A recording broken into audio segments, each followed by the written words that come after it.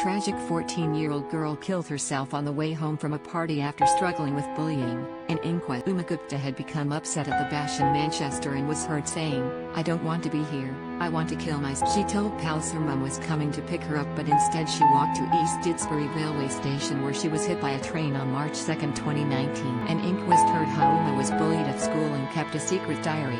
In the months leading up to her tragic death, the Parswood High pupil had made heartbreaking entries expressing her desire to take her own life. One in October 2018 said she loved her family and friends and asked people not to be upset. Uma, who performed on stage with Ariana Grande at the One Love concert in Manchester with the Parswood Harmony Choir, had been upset by the suicide of a distant relative in September 2018. Her family noticed her mood changing and said she was becoming. In December 2018, she was taken to hospital by police after being found in the street banging her head against the floor, saying she wanted to die. Uma was assessed by a psychiatrist in hospital, who found she wasn't at risk of suicide, and referred her to mental health services and social services. The teen revealed during a psychiatric assessment she was being bullied at school by a girl who had threatened. Paul Heron, head of learning at Parswood, told the inquest the bully was excluded and no other reports were made after January 20. On March 2, 2019, Uma made her way to the party after being told by her parents how beautiful she looked. They told the hearing she seemed happy.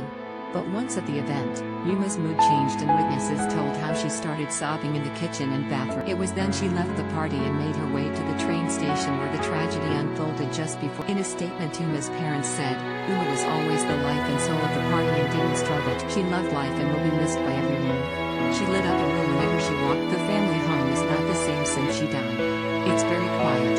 You are not alone. Every 90 minutes in the UK a life is lost to suicide. It doesn't discriminate, touching the lives of people in every corner of society, from the homeless and unemployed to builders and doctors, reality stars and footballers. It's the biggest killer of people under the age of 35, more deadly than cancer and car crash, and men are 3 times more likely to take their own life than women.